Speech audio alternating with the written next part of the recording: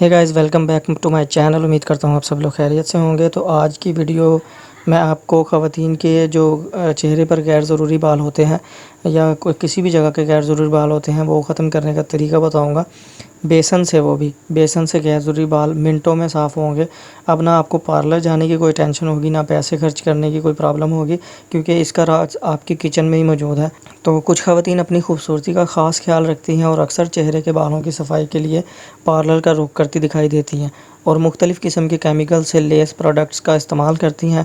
वक्ती तौर पर तो खूबसूरती में इजाफ़ा करने में वो प्रोडक्ट्स कामयाब हो जाते हैं, लेकिन अक्सर इन मसनूआत में मौजूद केमिकल्स जिल्द को तबाह कर रहे होते हैं और हमें पता भी नहीं होता, और कुछ दिन बाद ही जिल्द की मुख्तलिफ़ बीमारियां सामने आने लगती हैं। इससे मसले को मद्देनज़र रखते हुए आज मैं आपके लिए एक बहुत ही ज़बरदस्त रेमेडी लेकर आया हूँ।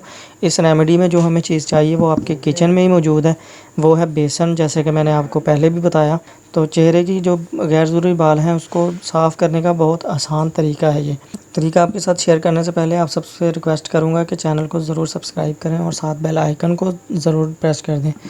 तो आपने क्या करना है, सबसे पहले आपने बेसन लेना है और इसे आपने पानी में अच्छी तरह घोल लेना है। पेस्ट बनाकर आपने इसे अपने चेहरे पर लगाना है। चेहरे पर आपने अच्छी तरह इसको मसाज करना है और उसके बाद आपने छोड़ देना है। जब ये हल्का खुश्क हो जाएगा तो इसे हाथों की मदद से आपने खुरेद कर निकाल लेना है।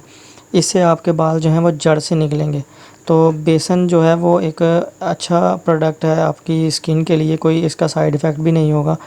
बहुत छोटी सी रेमेडी है, सिर्फ बेसन है और पानी है, और आपने इसे घोल कर अच्छी तरह मिक्स करके अपने चेहरे पर लगाना। उम्मीद करता हूँ आपको वीडियो अच्छी लगी होगी। वीडियो पसंद आने की सूरत में लाइक करके शेयर ज़रूर करिएगा, और मिलता हूँ आपसे इसी तरह की नेक्स्ट वीडियो में। तब तक मुझे इजाज़त दें।